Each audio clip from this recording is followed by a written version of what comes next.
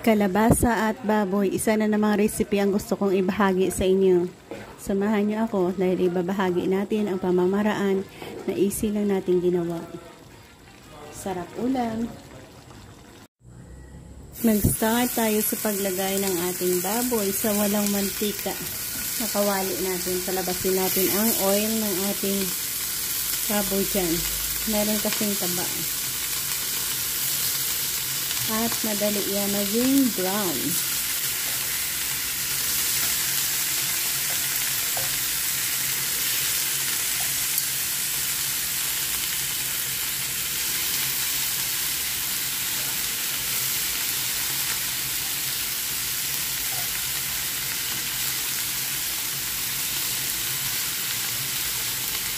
Yan.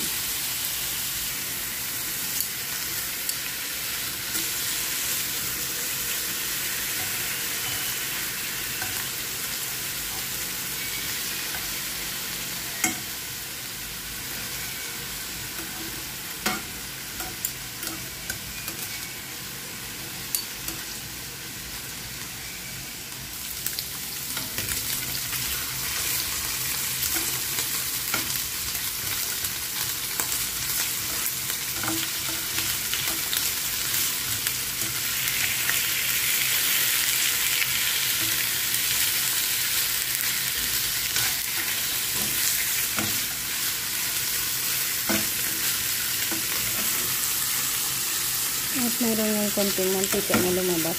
Lagay natin ng onion, garlic, kamatis. Lagay natin.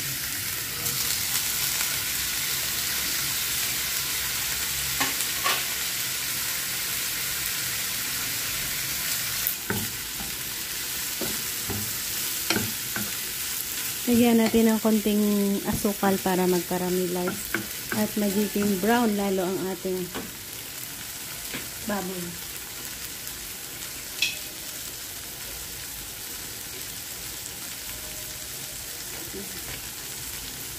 Asukal.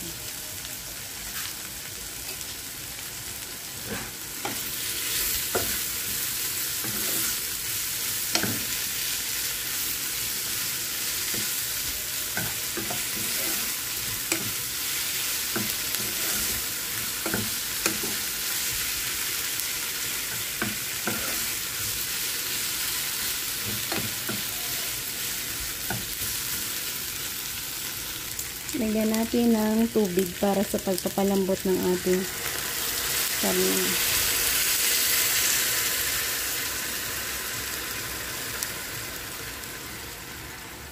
Tsaka lagyan natin ng konting oyster sauce. Oyster sauce lang ang ating ilalagay.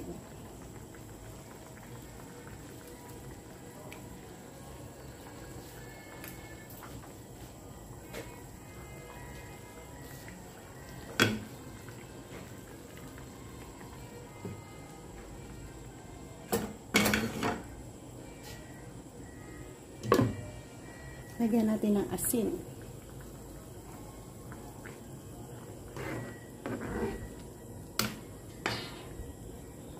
Tigas pa.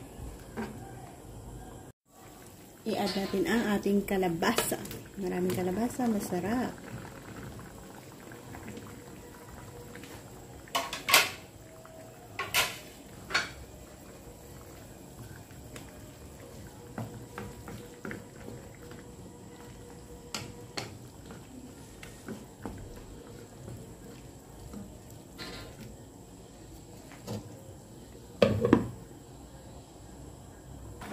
Konting kulo na lang dahil sa medyo matigas pa ang ating kalabasa.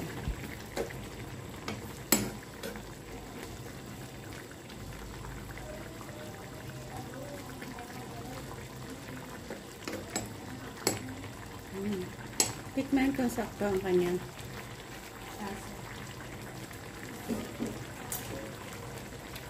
Lamit. Ayan, dito na ako mag-e-end. Thank you for joining me. Isa na namang masarap na kalabasa, baboy recipe ang ating ibinahagi dito ngayon. Sarap ng ulam. God bless and happy eating.